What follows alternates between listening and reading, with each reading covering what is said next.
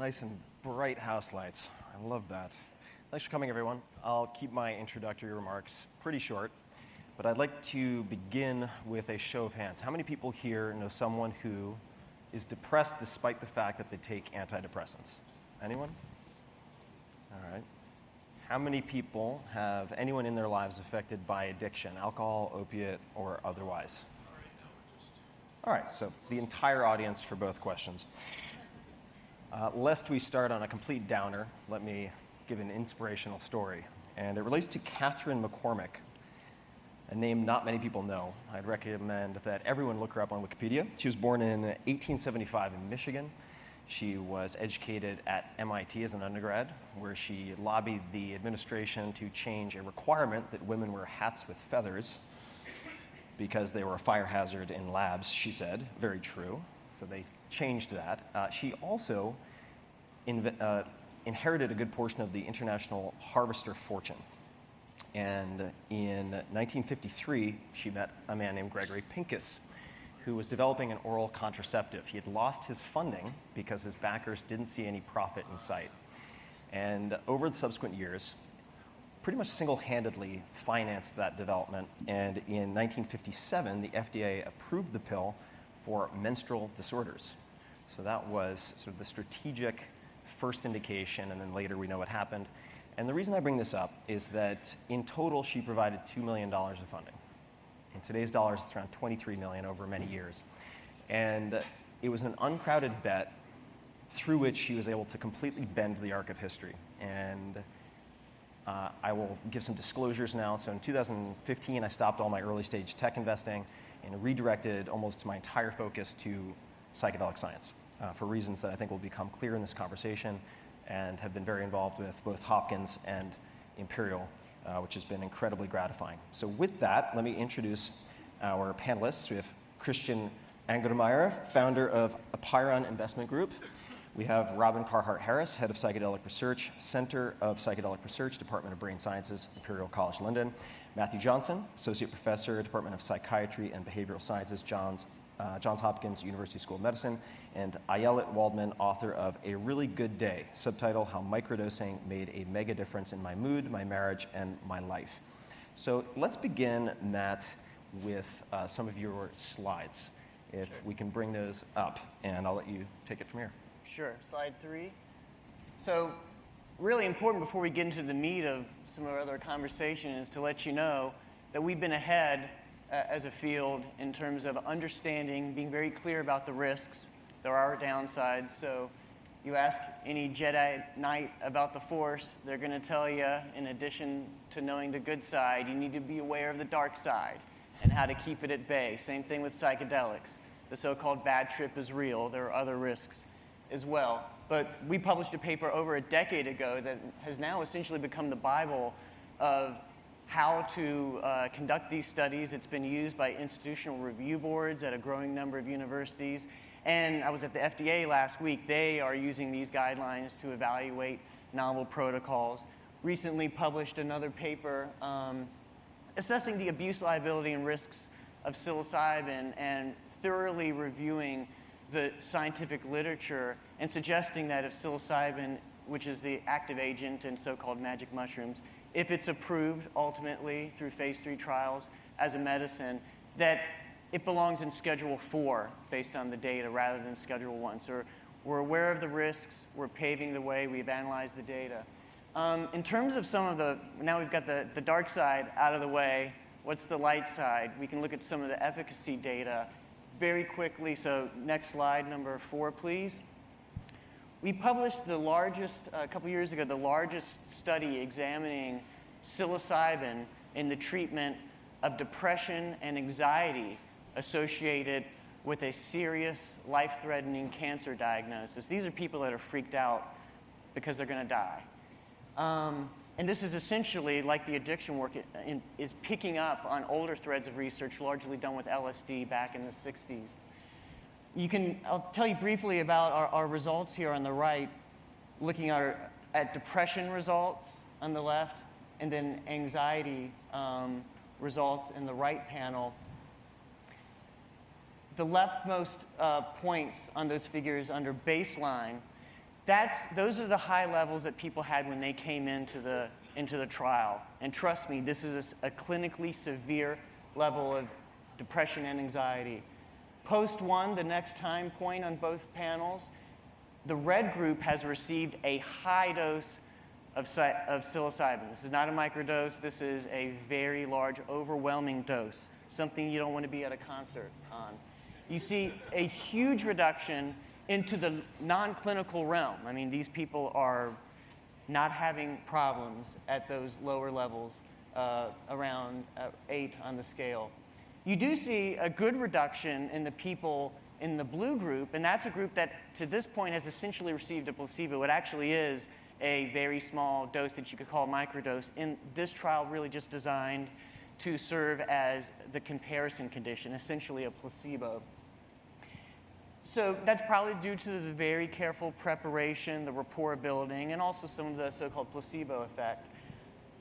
At the next time point, post 2, that's a month after everyone has received the high dose. So the people who had gotten the trivial dose in the first round, they have now also received a high dose.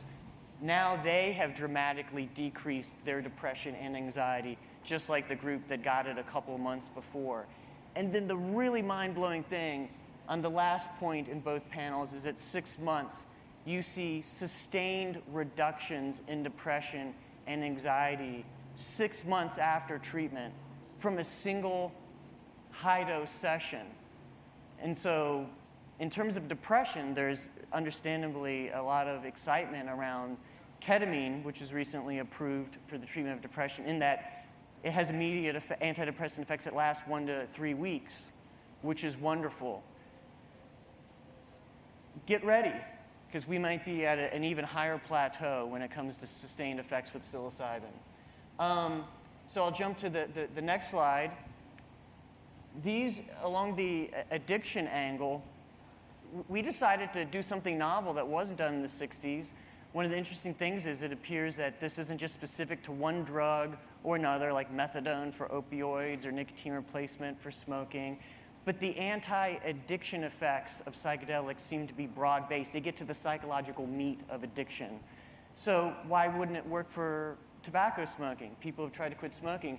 We ran a small open-label pilot. We had dramatically impressive results.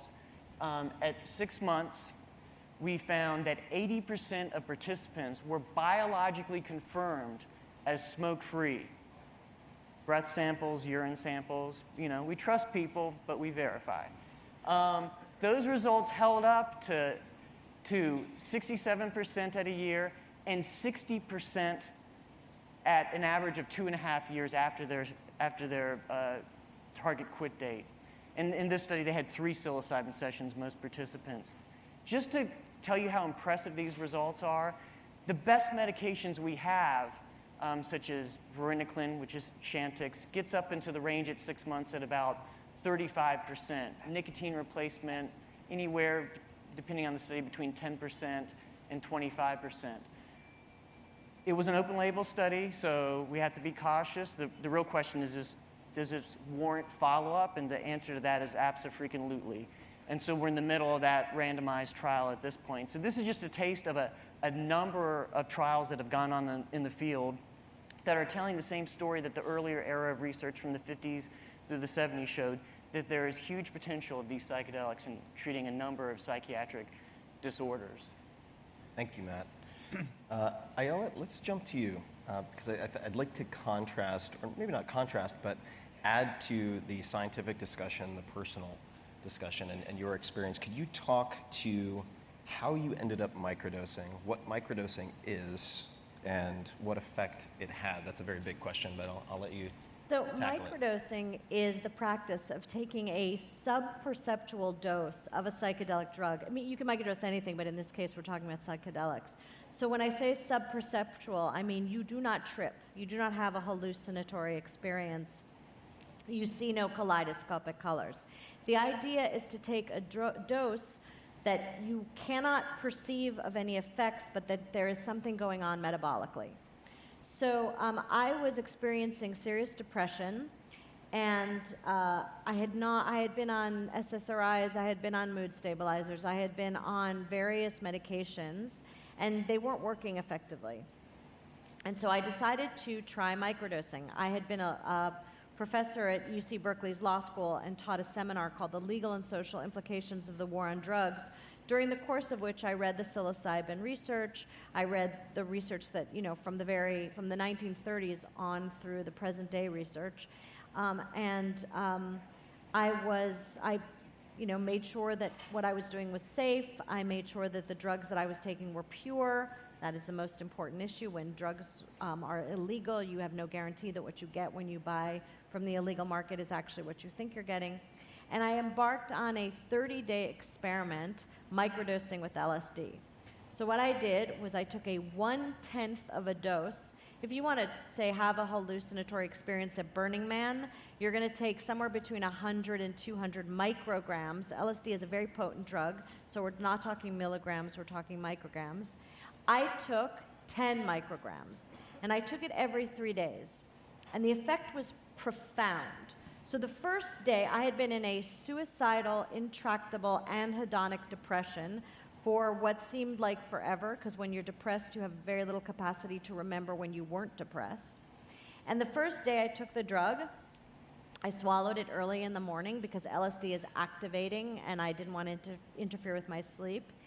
And nothing happened. So I thought, all right, well, this was a bust, and I got to work.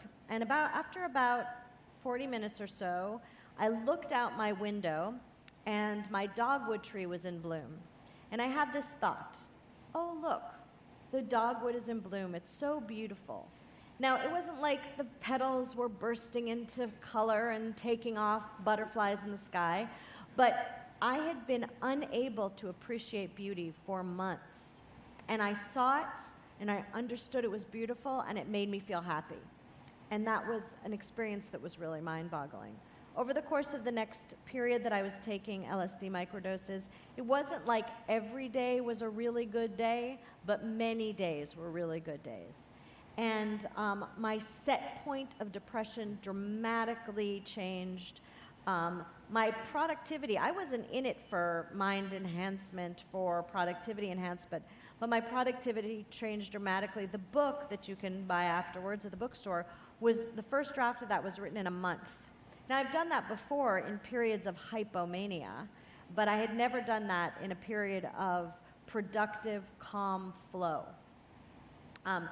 So I became convinced at the end of this experiment that this was a drug that had all the therapeutic benefits that are promised by SSRIs, but I often say that if those antidepressant commercials showed a fat person lying in bed not having sex, that would be a more accurate assessment of their effects than a happy lady skipping through a field of flowers. And I was a happy lady skipping through a field of flowers. Yeah. That's great. That image is messing up my segue. But thank you. The microgram milligram difference is very important, so please take close note of that. Robin, let's jump to you next, because I really want to get your perspective on plausible mechanisms, plausible explanations for how these compounds do what they do. Because it's not as though, at least in the way they're currently administered, in most cases, they're sitting in your system, saturating your system for, say, 6 months after the cessation of smoking. Could you talk to, based on our current understanding, based on your current research, what is happening? And maybe you could also touch on the entropic brain. Sure. Okay, so the first thing to say is that these compounds are working on the serotonin system, an important brain chemical that modulates a range of different important psychological functions. We know mood especially, but also cognition and states of consciousness. And it's a particular aspect of the serotonin system that psychedelics work on, a particular receptor subtype. It's called the serotonin 2A receptor. And we know from a broad range of different evidences that this receptor is involved in, you could summarize it as adaptability flexibility, plasticity.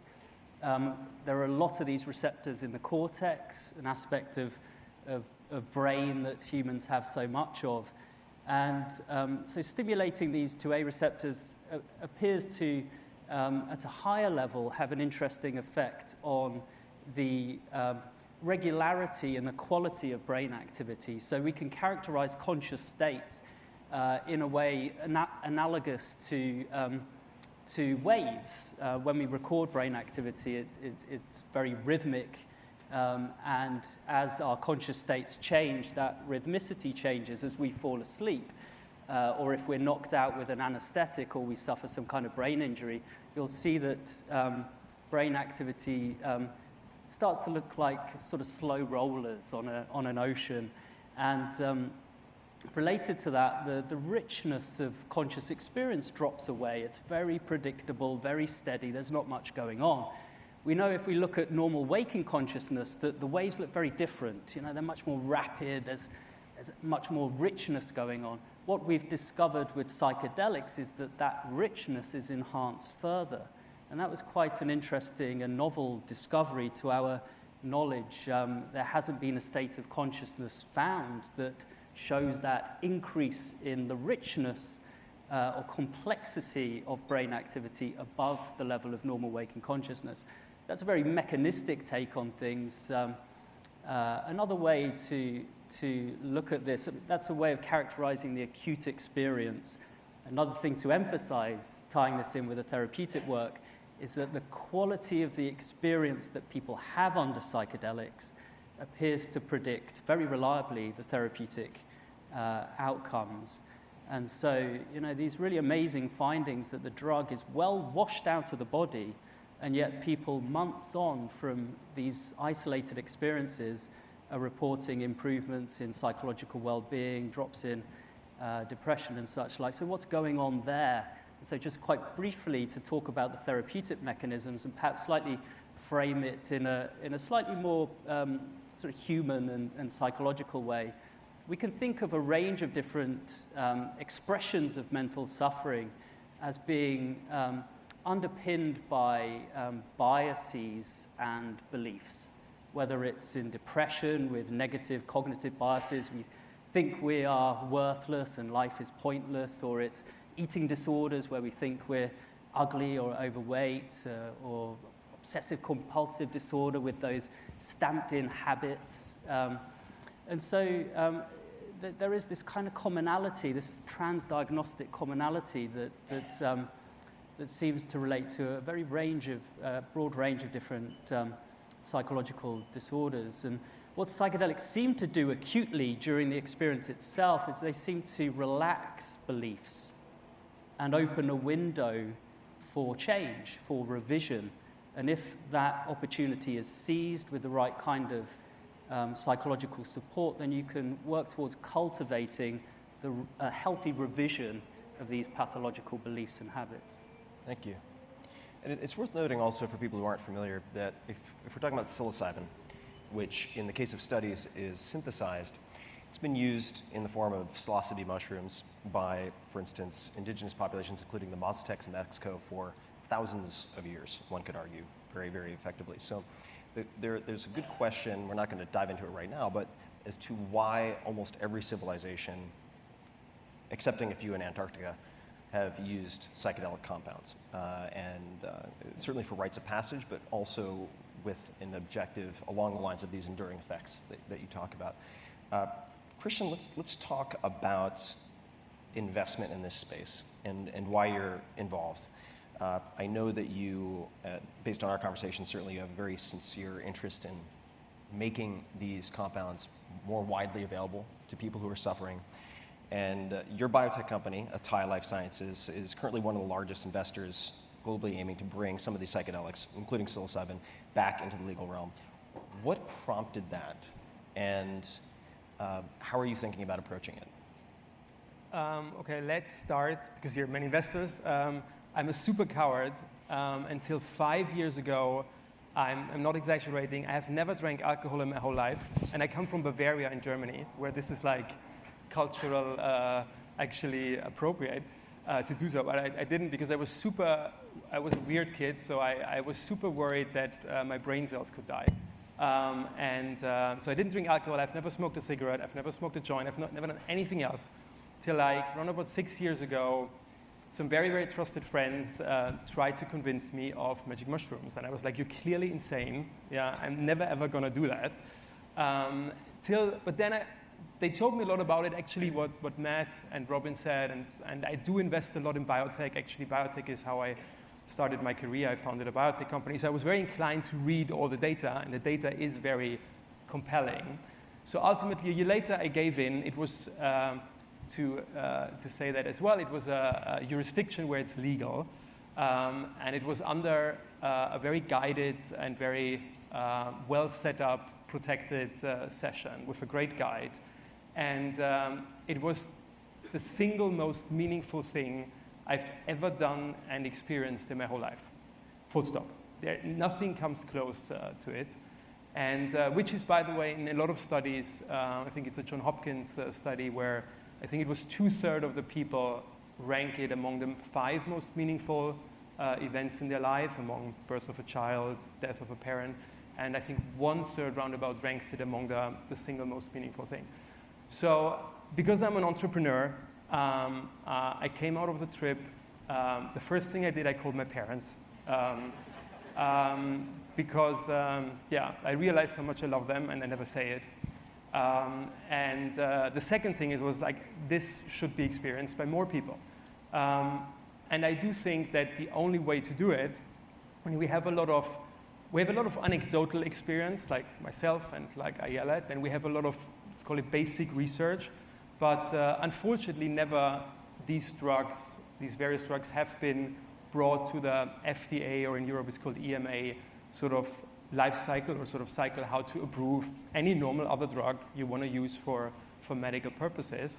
So I was like, okay, this should be done. Is anybody doing that? And so I'm embarked on the trip, in a figuratively word, and met great people like George, who founded Compass, who had the similar thoughts that this should become a medical drug, mainly for treating depression and then other mental health issues. This is where we are. Compass is in phase 2B.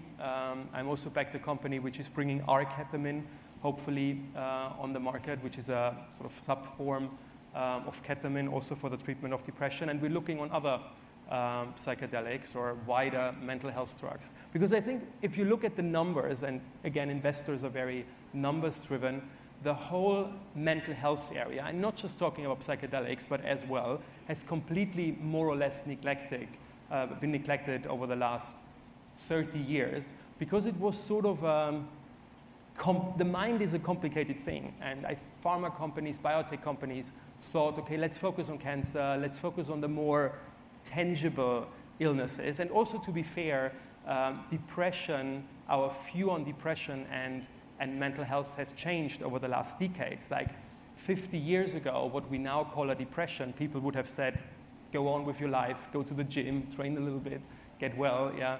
When people came back from the Second World War and were showing symptoms, what we now would call post-traumatic stress disorder, people said, hey, get on. So I think the view on mental health has changed over the last 20 years, but also I think we live in a world where mental health is becoming a problem, because our world where we live in is very bad for our minds, especially for young people. If you look at Instagram, whatever, that whole sort of way we live, and we have started living the last 10, 20 years, I think is very, very bad for the state of our mind. And this is why the numbers rise. We have 320 million people suffering from depression, and these are just the official numbers, and most probably the gray number is much higher. It became, if you count sort of the side effects, like people not showing up at work and stuff like that, it became the single most costly illness in the Western world. And for like 20, 30 years, there has been no innovation, and all the drugs which are on the market are not curing, but numbing it. And again, let's go back to something personal. Like if if a person gets very depressive because somebody loved one dies, you don't want to take Prozac, and Prozac tells you you don't care about the death. You want to sort of dissolve it and solve it in a different way, and I think this is where psychedelics have a very promising path to be a very valuable drug. Thank you. And we're not going to probably talk about it very specifically today, but the efficacy of MDMA for post-traumatic stress disorder is worth looking into and is really remarkable. Both MDMA and psilocybin now have breakthrough therapy designation by the FDA, which is remarkable. And if you look at the graphs, you look at the data for changes in PTSD severity from severe or extreme symptoms to asymptomatic, they look very similar to the smoking cessation graphs. It's incredible. MAPS is an organization doing great work there. Tim, can I add a point to that? It's somewhat ironic that I'm the resident drug user because, like you, Christian, I don't do drugs other than these. I don't smoke. I don't like to smoke weed. Sometimes I take CBD because, you can't get a matcha without it nowadays. But I don't like to experience any I like my mind to be sharp at all times. But because I was teaching one of the first sort of people who popularized MDMA, Sasha Shulgin, a chemist in Berkeley, used to lecture to my class, and Sasha and his wife, Anne, who was a therapist, convinced me to try MDMA, which is ecstasy, with my husband as a tool of marital therapy. And we've done it every couple of years since. We have the strongest marriage of anyone I know. We're sort of famous among our friends for having an incredibly strong, solid marriage. And I do actually, we have 4 kids, we have a lot of stress, but what MDMA does, and why it's relevant, I think, to PTSD, is it somehow, and these guys could probably talk more accurately to it, it disconnects the emotional experience from the memory, which allows you to deal with the trauma of memory without the intense, overwhelming negative emotional content. So in the context of something that isn't PTSD, but it's rather like the, mundane PTSD of a long marriage, it allows you to talk about your issues, but from a place of connection and love. So every couple of years, we spend 6 hours talking about everything that has come up for us from a place of absolute love and commitment. And that sustains, that one experience will sustain for as long as 2 years. It's really remarkable. Thank you. Yeah, it's not to delve too much into any current use, wouldn't want to implicate anyone, but MDMA is worth taking a very close look at. There are risks associated with some of these compounds. LSD. Yeah, so there are some risks associated with these compounds. These are not panaceas. They are very effective, or appear to be, for certain conditions. MDMA has certain, say, cardiac risk in some patients, for instance, since it is, methamphetamine. There's that. I might be getting the chemical name wrong. But then you have risks with, say, certain other promising psychedelics, ibogaine, for potentially opiate addiction, which I want to ask you about, not specific to ibogaine. You have, in the case of ketamine, some addictive potential, which I've certainly seen and even experienced psychonauts, so you have to be careful with how it's administered. But I won't talk too much about this, but the toxicity profile of many of the classic psychedelics, like psilocybin, is remarkably appealing. So would you mind, Matt, just speaking to the toxicity or potential toxicity of, say, psilocybin, and also could you speak to, based on what you've seen with tobacco and other forms of addiction, if you think there might be applications to, say, opiate or opioid addiction? Sure. So for toxicity, we can start at the physiological level. This is true for psilocybin, LSD, dimethyltryptamine, or DMT, which is in ayahuasca. There is no known lethal overdose. No dose at which there's any observable organ damage, not even a potential mechanism for neurotoxicity. That's pretty freakish. Cannabis is similar.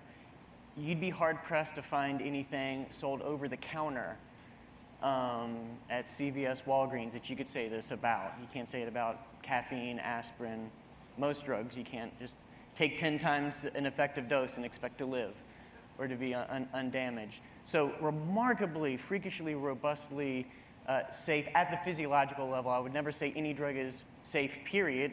It depends on what area of risk you're talking about.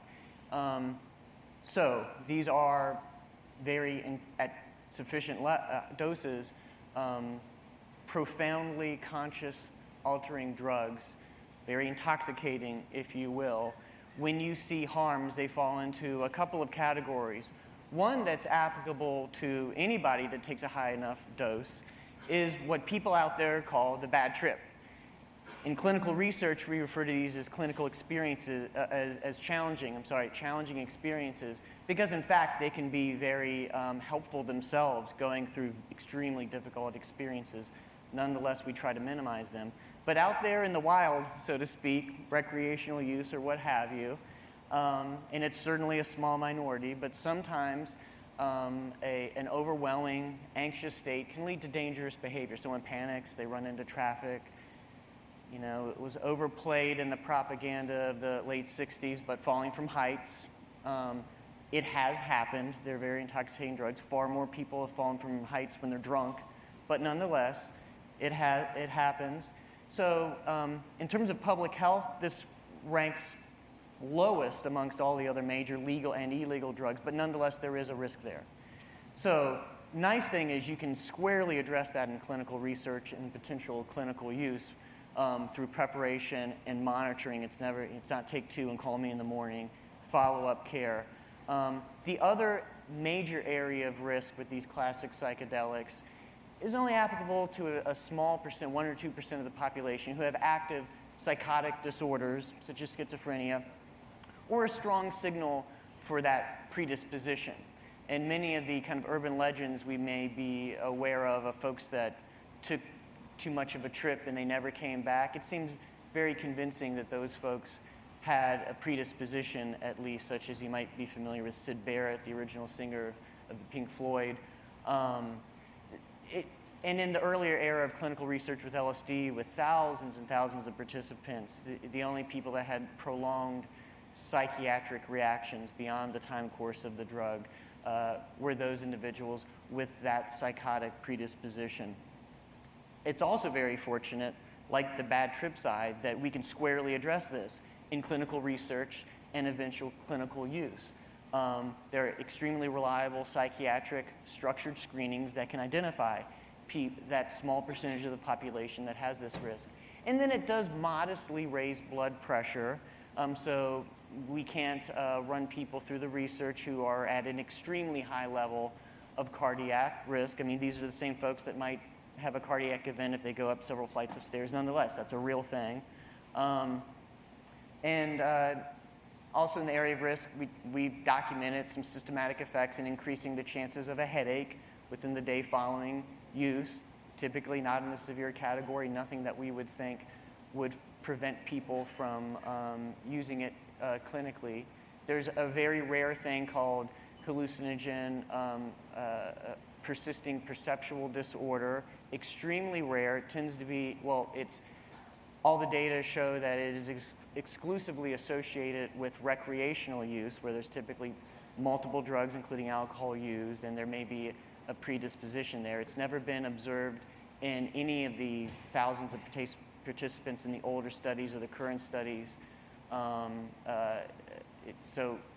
what I'm referring to are, you've heard of the term flashback, and that can mean many things, but what this refers to is having persisting perceptual abnormalities that severely hamper the quality of life, and they're very distressing for individuals. And it seems to be that it's probably related to a neurological susceptibility where other events, not only psychedelic drugs, but other medications, other events could probably cause the same thing. But you might have heard of that. That sort of rounds out the entire sphere of known risks. Thank you.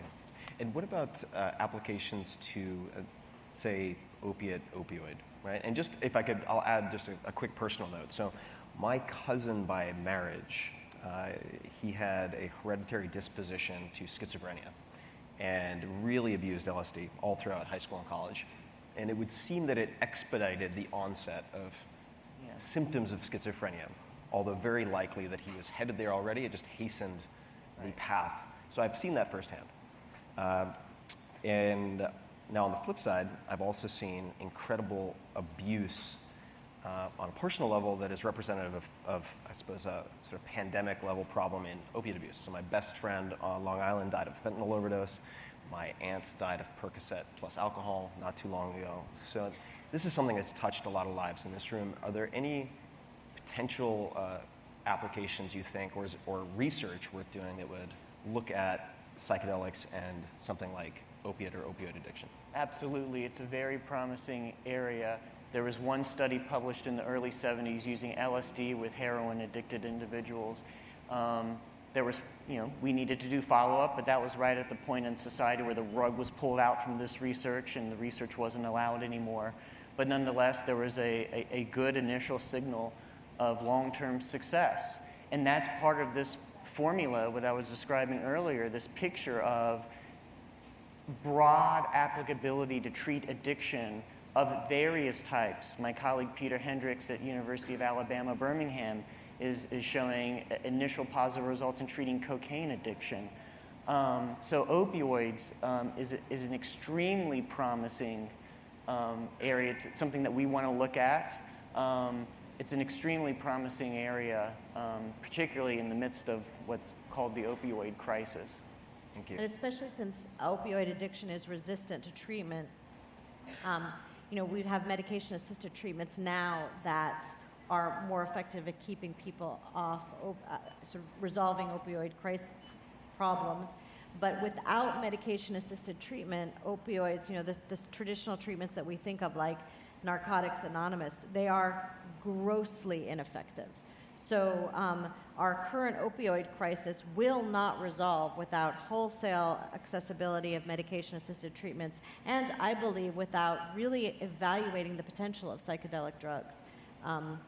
Which is why I actually hope that this crisis might enhance our receptivity to taking psychedelics down from Schedule 1, which means that they're the most criminal drugs. There is no, Schedule 1 drug means there's no medical use, and it's the most illegal drug, down to Schedule 4. So what other drugs do you think of that we could analogize that are on Schedule 4? Oh, many of the benzodiazepines Right. and the sleeping aids are in Schedule 4. Let me jump to Robin for a second, because I think that we can talk about perhaps the broad applicability and perhaps some current diagnostic problems that we may have in psychiatry. Because if you look in the DSM, and we could talk to all sorts of people who have previously been sort of at the head of mental health, Tom Insel and others, where you have these disorders, these psychiatric disorders, so-called disorders, that are very cleanly separate. Right? You have anorexia nervosa.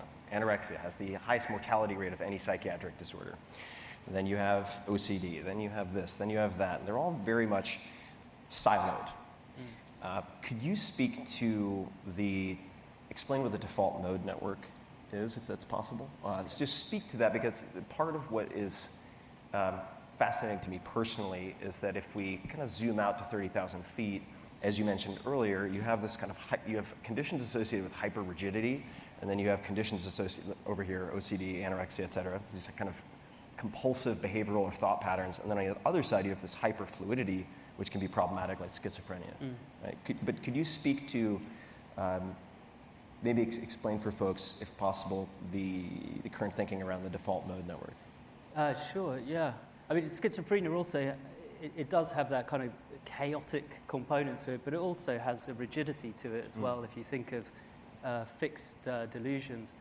And so this is a remarkable thing that gets kind of glossed over in psychiatry, that these diagnostic categories, while they're there really to aid the clinician, that's one view.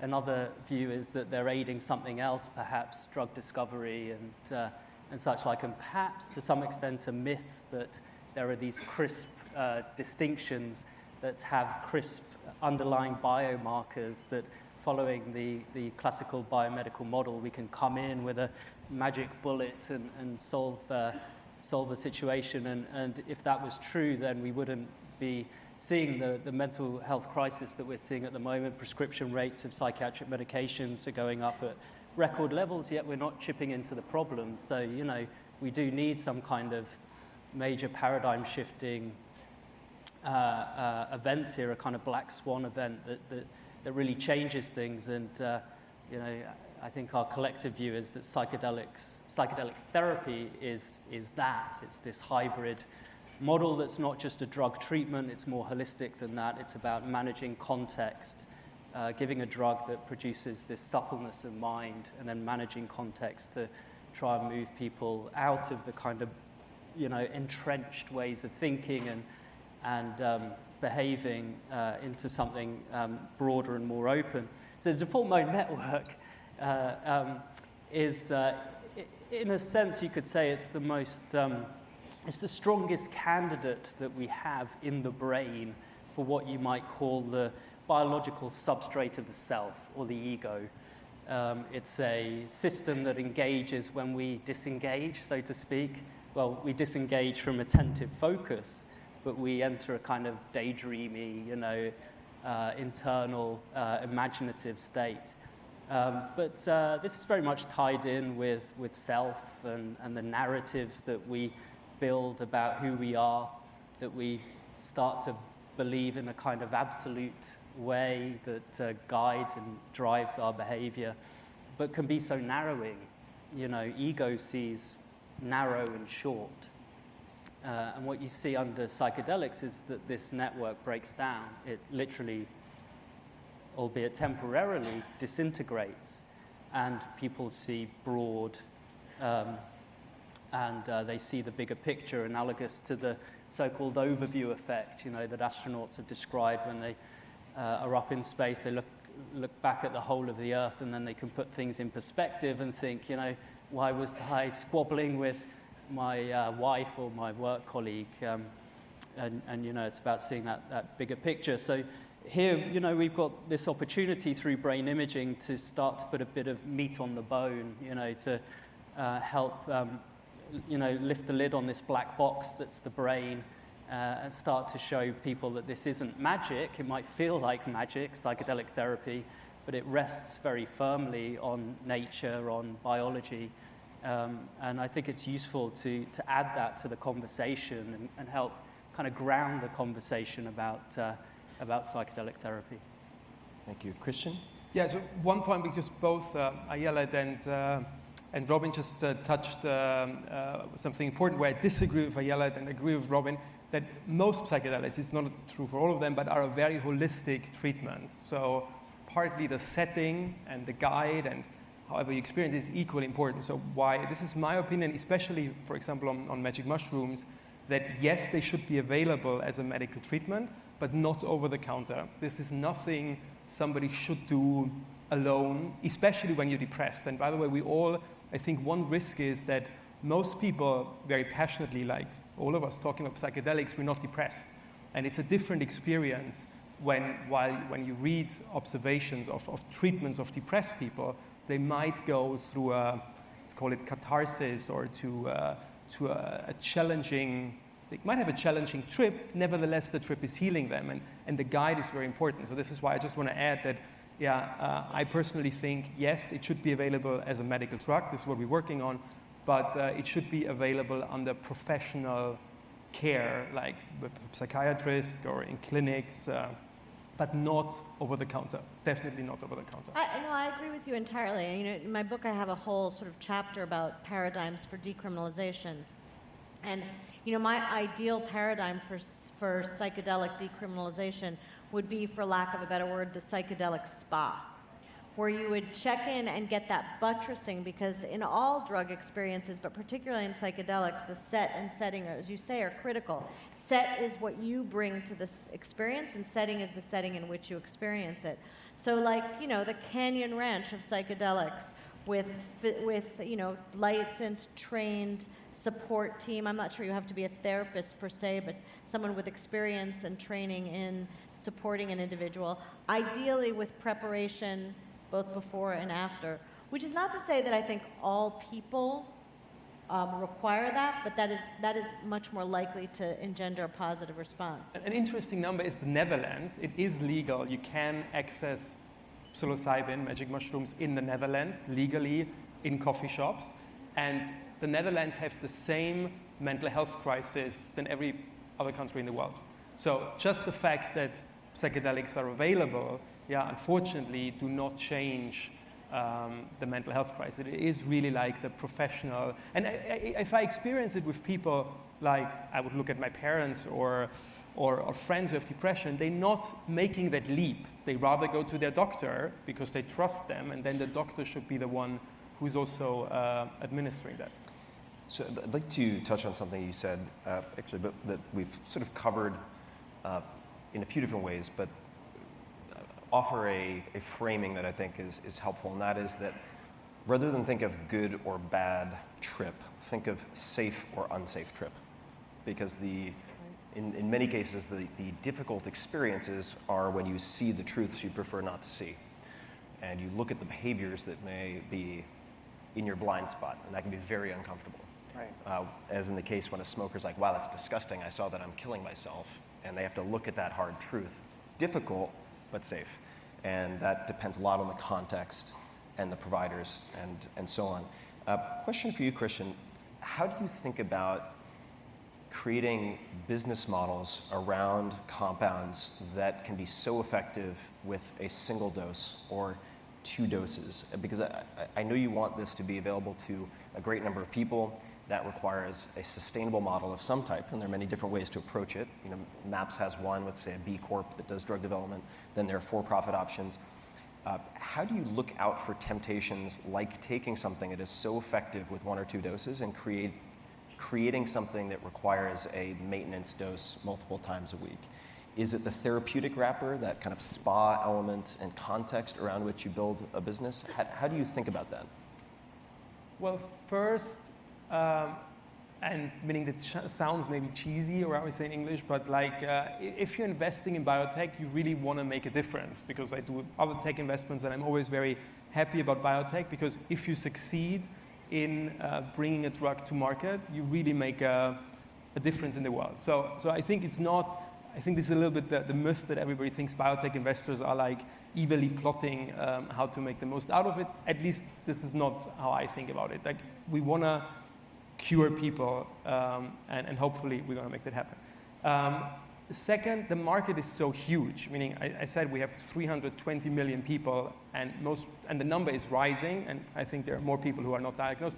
So even if, and I would be very, very happy if it's a single dose psilocybin, which is helping those people, even if that's the case, the market is huge. Yeah. Then you have the side business models, or as Ayala said, the spas and the clinics you can build up, because it is all about the holistic thing. And then we don't know yet, meaning for a lot of things we also have to say, like, we have very good indications, but we don't know yet what is the right dose. This is, for example, what Compass is trying to figure out at the moment. It might be, and I'm not saying that because it should be like commercially, but it might be that you say, oh, if somebody was depressed, you should do it every year again. We don't know yet. We try to figure that out. Yeah, but there is enough business, and I think in general, like, even if you go aside and look at meditation app like Calm, for example, like, I think the whole mental well-being, like treating people who are ill,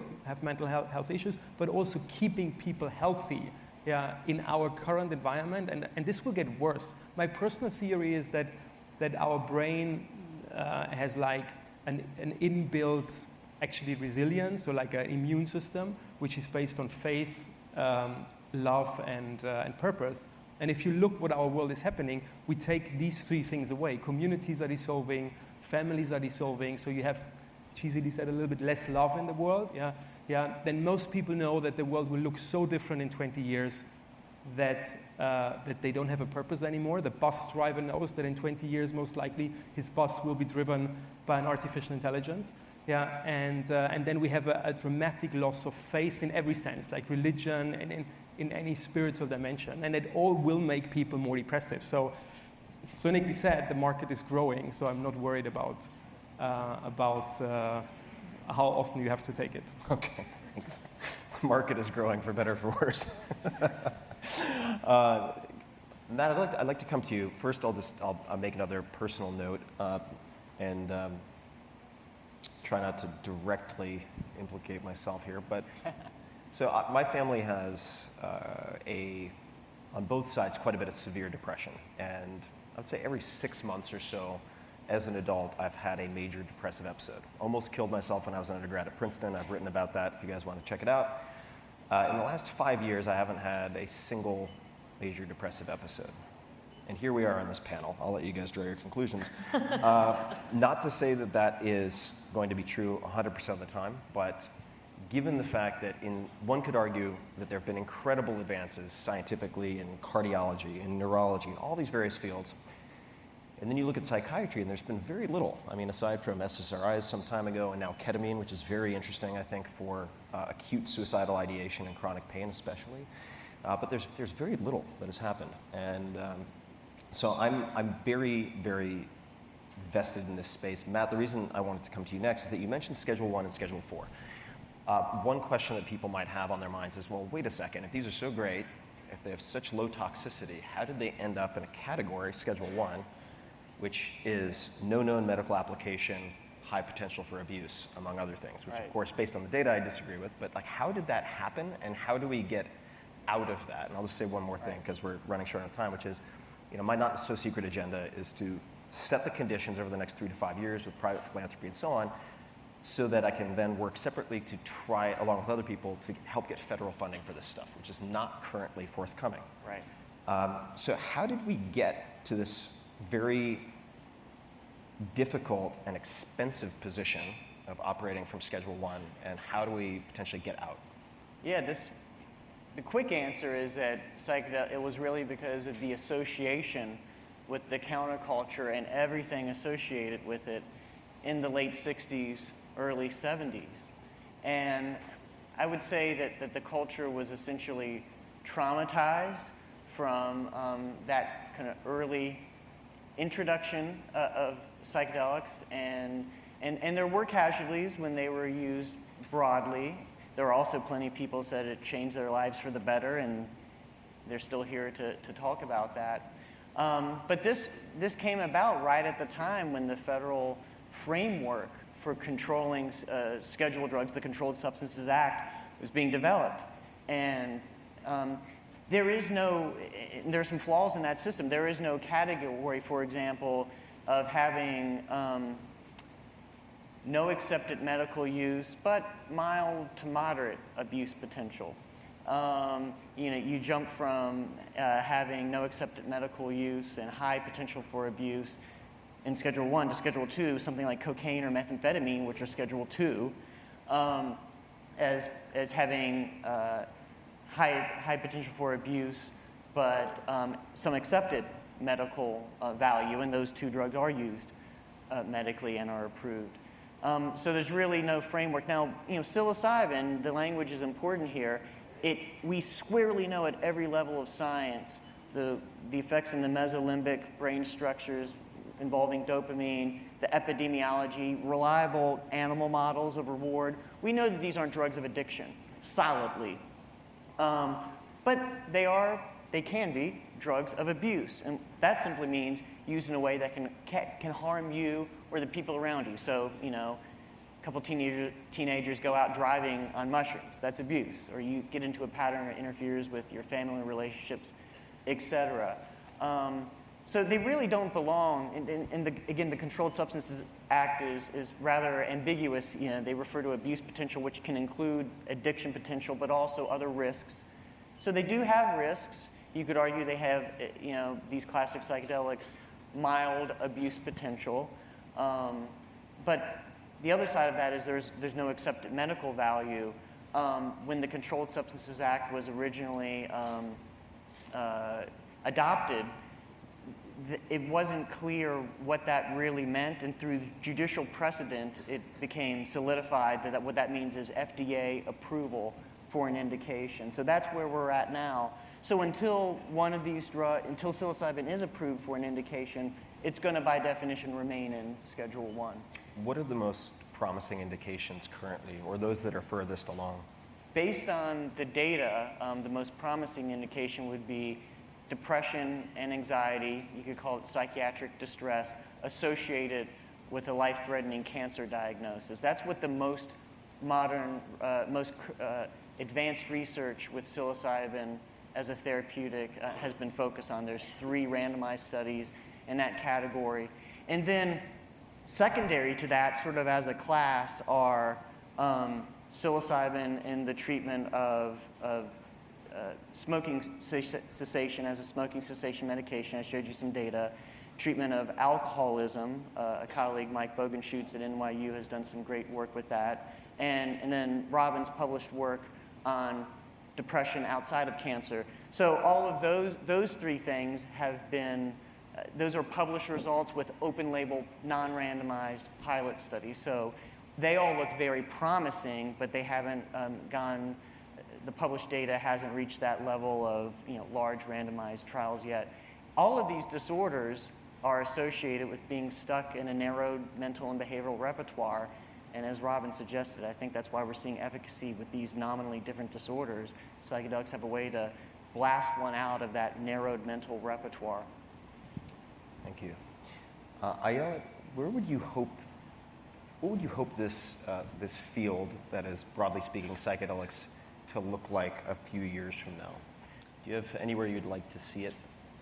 Well, because I was a lawyer and I was a criminal law professor, and so I think through this criminal justice lens. And I remember a period where decriminalization of marijuana seemed incomprehensible. When we first started working, and I was working with the Drug Policy Alliance on state initiatives to decriminalize marijuana, it seemed remotely possible that in some very liberal states you might have a medical model, and absolutely impossible that you would ever have a recreational model.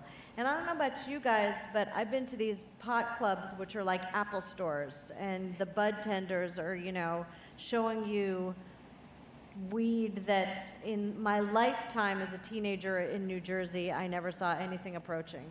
So there is a kind of, the shift is possible. I think we could see a medicalized model specifically for psilocybin. The reason that this research is happening in psilocybin and not LSD is because of the sort of fear associated with LSD, but they operate, wouldn't you say, Matt, almost identically in the brain? Right. So I think we will see over the course of the next decade, and maybe even less, a shift to a medical approach, maybe changing the schedule, or maybe on a statewide basis, having this as we did with marijuana. Marijuana is still Schedule 1 federally, it's still a crime federally, but we have different models state by state. I think that we are a long way from a decriminalization model for drugs generally. But I do think psychedelics, because of the research that these gentlemen are doing, does have great potential for medical applicability. And I actually think what can drive that more effectively than anything else are the individuals in this room and others like this, which is why I'm speaking to you, and I imagine that's why Tim is here as well, and maybe the rest of the panel, because what we need is a model of investment and corporate pressure to change laws. I mean, that's the way it works in America. When there is a wave of capitalist interest, it's a lot easier for laws to change. Thank you. So we are up on time. Closing comments real quickly. Check out the research. These are not panaceas, but they are the most exciting thing that I've been focused on for the last several years. It's worth looking at. You have a chance, if you're interested in being on the playing field, at having a Catherine McCormack level of impact. It's a big deal. So please take a look. Check out everybody on the panel. And Ayala and I will be doing book signing over there. There are a couple of chapters in Tools of Titans on the psychedelic stuff as well. And thank you all for coming. And lady and gentlemen, thank you for coming.